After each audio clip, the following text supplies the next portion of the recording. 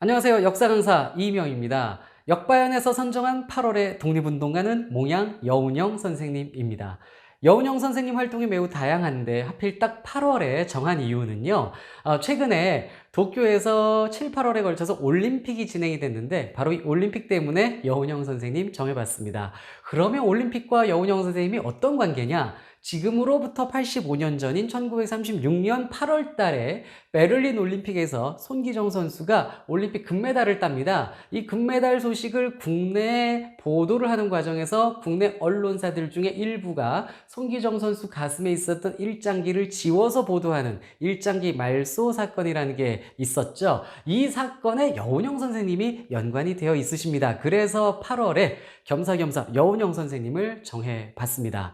그런데 앞에서도 말씀드렸지만 여운형 선생님의 활동은 매우 방대합니다.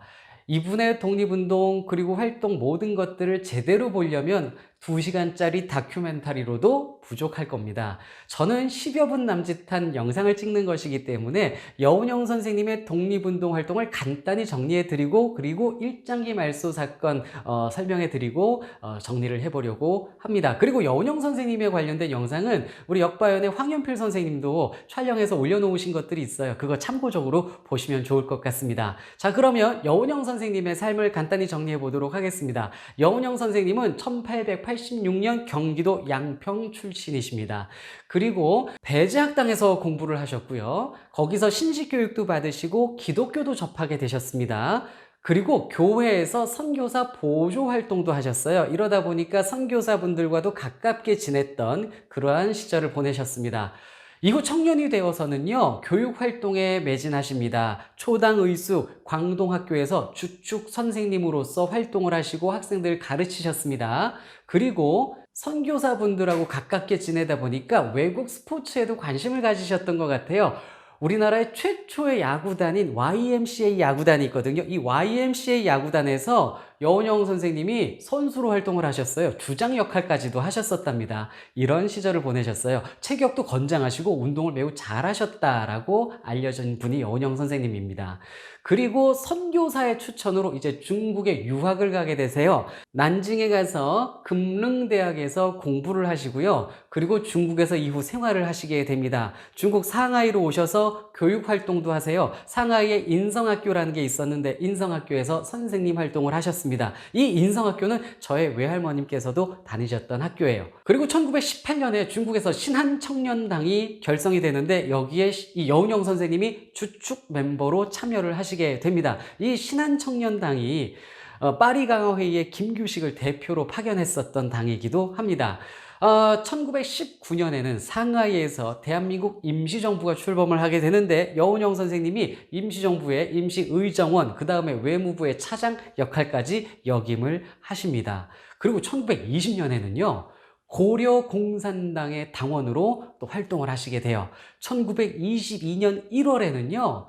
모스크바에서 열린 극동민족대회에 참여를 하십니다. 이 극동민족대회는 제가 전에 홍범도 장군 말씀드릴 때 언급을 해드렸어요. 여기 홍범도 장군님 등 우리 독립운동가들이 참여를 하는데 여운형 선생님도 가셔서 여기서 레닌과 면담도 하셨습니다. 그리고 돌아와서 중국에서 다시 활동을 하시는데 중국 공산당의 당원으로 대우를 받게 됩니다. 지금 앞에서 제가 말씀드린 일부 내용을 보면 1920년에 고려 공산당, 그 다음에 22년에 소련 모스크바에 또 가서 레닌을 만나시고 이런 모습들이 보였잖아요. 사회주의 활동을 하시고 있었기 때문에 그래서 중국 공산당에서도 여운형 선생님을 당원 대우를 해주는 겁니다. 그런데 여기서 여운형 선생님의 특이한 점이 뭐냐면요. 순원과도 가깝게 지내서 순원의 권유로 중국 국민당의 당원으로 입당을 하게 됩니다. 자, 중국 상황을 여기서 잠깐 말씀드리면요. 중국 안에 우파가 국민당, 중국 안에 좌파가 공산당인 거예요. 그런데 여운형 선생님은 중국의 좌파, 우파 모두에게 당원 대우를 받고 있는 상황인 겁니다. 그런데 중국 안에서 이 국민당과 공산당이 손을 잡아요. 좌우 연합이죠. 이걸 국공합작이라고 하는데 1924년에 1차 국공합작이 시행이 됐었습니다. 이 국민당과 공산당이 손을 잡는 이유는 중국 안에 군벌을 타도하기 위함이었어요. 그리고 이후 진짜로 중국에서 이 국공합작을 계기로 군벌 타도에 나서거든요. 여운형 선생님이 이 모든 활동에 적극 참여를 하셨어요.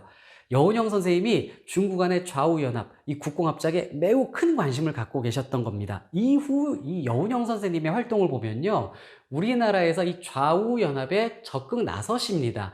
광복 이후에도 우리나라의 좌우 갈등이 심해질 때 여운형 선생님이 중도 좌파의 입장에서 우파와 손을 잡는 일을 굉장히 열심히 적극적으로 해나가시거든요. 이 모든 것이 이 국공합작에서 느끼신 것들이 계기가 되었다, 이렇게 볼 수가 있습니다.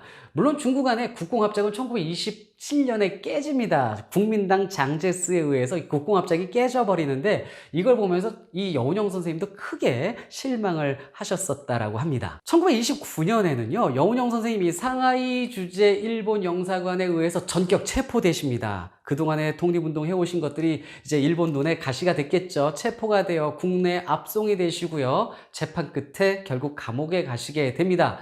1929년에 체포되셨는데 33년이 되어서야 감옥에서 풀려나십니다. 그리고 감옥에서 나오신 이후에는요, 1933년부터 조선중앙일보의 사장으로 활동을 하시게 됩니다. 이 조선중앙일보 잠깐 말씀드리면 원래 이름은 중앙일보였어요. 그런데 중앙일보 당시에 경영이 어려워서 신문이 나오다 말다 안 나오고 있는 상황이었는데, 여운형 선생님이 다시 사장으로 가셔서 중앙일보에다가 이름에 조선자를 덧붙여서 조선중앙일보로 이제 발행을 하시게 됩니다. 조선자를 붙이신 것은 민족의식을 더욱 이 신문을 통해서 고취시키겠다라는 의지가 담기신 것이고, 민족에 관련된 보도를 더 하시겠다라는 의지가 반영된 것이었습니다. 그래서 이 신문사는 항일 논조를 띠고 발행이 되었으며, 실제로 친일파들이 국내에서 무슨 짓을 하는지 소상하게 보도하는 그러한 보도문들도 실기도 했었습니다. 이러다 보니 일본이 간섭을 했겠죠. 당시 여러 언론사들이 당했듯 일본은 이렇게 항일 논조가 있는 신문사들을 탄압을 합니다. 조선중앙일보도 예외가 아니었고요. 이러다 보니까 이제 신문이 기사가 삭제되는 일도 당하고 정간되는 일도 당하고 했었던 것이죠. 이런 탄압을 받으면서 어렵게 조선중앙일보가 유지가 되다가 1936년이 됩니다. 1936년 8월 5일 독일 베를린에서 손기정 선수가 마라톤에서 동양인 최초 우승을 하게 됩니다. 손기정 선수 1위, 3등은 또 역시 우리나라의 남승용 선수였습니다. 그런데 이분들의 시상식을 보면 전혀 기쁨이 없어요. 올림픽에서 금메달, 동메달 딴 것 아닙니까? 1등, 3등 했는데 시상식에서 이 두 분은 고개를 푹 숙이고, 손기정 선수는 우승자에게 주어지는 월계수 묘목을 받아들고는 가슴을 가리셨습니다. 왜냐하면 가슴에 일장기가 있었기 때문에. 그리고 시상식에서 이 두 분의 이름은 일본식으로 불려집니다. 당시 창씨 개명이 진행됐던 시절은 아니라서 이 두 분은 한국 이름을 쓰고 있었어요. 손기정, 남승용이란 한국 이름을 쓰고는 있었으나 나라가 이게 국적이 일본이다 보니까 시상식에서 손기정 선수의 이름이 썬킨테이라는 일본식 발음으로 불려졌고요, 남승용 선수도 난쇼류 이런 식으로 일본식으로 불려졌습니다. 그리고 당연히 일장기 올라가죠. 일본 국가 기미가요 울려 퍼지죠. 이런 상황에서 이 두 분은 전혀 기뻐할 수가 없었던 겁니다. 고개를 푹 숙이고 아주 우울한 표정으로 있었습니다. 손기정 선수는 가슴을 묘목으로 일장기를 가렸고요. 훗날 남승용 선수 인터뷰를 보면요, 일장기를 가릴 수 있었던 그 월계수 묘목이 부러웠다, 일장기를 가리고 싶었다라는 말씀이신 거죠.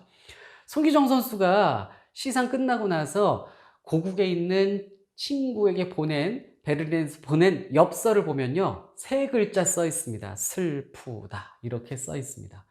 자, 전혀 기쁘지 않았던 그런 슬픈 시상식이었는데, 여튼 이것이 우리나라에 이제 보도가 될 때요, 8월 13일에 조선중앙일보와 동아일보 지방판에서 사진이 실리는데, 그런데 자, 손기정 선수가 가슴을 가린 사진도 있는데, 신문사에게 보도용으로 들어간 사진은 손기정 선수가 묘목으로 가슴 가리기 전에 약간 비스듬하게 들고 있어서 일장기가 나와 있는 사진이 신문사에 이제 보도자료로 배부가 된 겁니다. 그런데 우리의 기자들은 이걸 이대로 신문에 낼 수가 없었던 것이죠. 그래서 8월 13일자 신문에는 조선중앙일보와 동아일보 지방판에서 일장기를 지워서 냈습니다. 그런데 8월 13일 날은요, 막상 일본에서 문제 삼지 않았어요. 미처 일본이 인지를 못했던 겁니다. 인쇄 상태가 나빠서, 워낙 나빠서 그래서 인쇄하다 지워졌나? 이러고 지나가 버렸어요. 그런데 8월 25일 날 동아일보에서 이걸 재차 다시 사진을 실어서 보도를 하는 과정에서 역시 일장기를 지워서 보도를 했습니다. 근데 일본은 이때 이제 안 거죠. 아, 이거 의도적으로 지우는 거구나. 명확히 알게 된 것입니다. 이래서 이제 일본은 동아일보 기자들을 대대적으로 체포를 하죠. 10여 분이 체포가 되셨고요. 이길용 기자 등 몇몇 기자부들은 해직이 되고 사장 송진우는 사임을 하고 동아일보는 정간을 당하게 됩니다. 그리고 조선중앙일보도 전에 8월 13일에 사진을 지워서 실었기 때문에 이제 와서 조선중앙일보도 문제를 삼게 되는 겁니다. 여운형 선생님도 그래서 조사를 받게 되고요. 결국 조선중앙일보도 9월 4일자 1936년 9월 4일을 기점으로 휴관을 하게 됩니다. 그런데 동아일보는 정관이었고 이 조선중앙일보는 휴관이었는데 훗날 동아일보는 다시 이제 발행을 하기 시작하거든요. 그런데 조선중앙일보는 이때 휴관을 하고 나서는 다시 나오지 못했습니다. 뭐 이런저런 사정이 있었고 뭐 이 사건으로 인한 타격도 있었지만 또 중앙일보, 조선중앙일보 멤버들 사이에서 갈등도 있었다고 합니다. 이래서 결국 신문이 다시 나오지는 못했습니다. 1942년이 되면요, 일본이 전쟁 상황이 안 좋아져요. 이때 여운형 선생님은 이제 일본이 패망할 것이다 라는 발언을 막 하시고 다녔어요. 이게 문제가 되어서 여운형 선생님은 다시 체포가 되시고 1943년이 되어서야 풀려나셨습니다. 그리고 1944년에는 조선건국동맹이라는 조직을 만들어서 지하조직 활동을 하세요. 1944년은 전쟁 막판에 일본이 발악을 하던 때예요. 우리나라에서도 엄청난 착취와 통제를 하던 때이기 때문에 이런 활동이 거의 불가능한데 여운형 선생님이 이걸 어렵사리 진행을 하셨고 1945년에 광복과 동시에 조선건국준비위원회를 출범시키셔서 여운형 선생님이 가장 먼저 발빠르게 광복 이후 조선의 건국 준비를 위한 활동을 진행을 하십니다. 그리고 일본 패망 이후 우리나라에 올 여러 가지 혼란과 문제에 미리 대비하는 그러한 모습을 여운형 선생님이 보이십니다. 그리고 광복 이후에 우리나라 좌우 갈등이 심해지는데 앞에서도 말씀드렸습니다. 여운형 선생님이 중도 좌파 입장에서 좌우의 통합, 좌우의 합작을 위한 그런 활동을 열심히 하셨는데 1947년 7월 달에 여운형 선생님 차 타고 지나가시는데 여운형 선생님 차를 트럭이 딱 막더니 한지근이란 청년이 나타나서 여운형 선생님을 총으로 쏴서 암살을 해버리고 말았습니다. 이렇게 여운형 선생님은 1947년 7월에 돌아가셨는데 여운형 선생님이 돌아가심으로 인해서 우리나라 안에서 이제 좌우 합작이 매우 어려워지게 됩니다. 이 좌우 갈등이 제대로 해결이 되지 않는 그러한 정국이 흘러가게 되는 것이죠. 자, 이렇게 평생을 두고 우리나라의 독립, 그리고 또 하나 우리나라 좌우의 갈등을 해소하기 위한, 좌우를 통합하기 위한 그러한 삶을 사셨던 여운형 선생님의 뜨거운 인생을 함께 살펴봤습니다.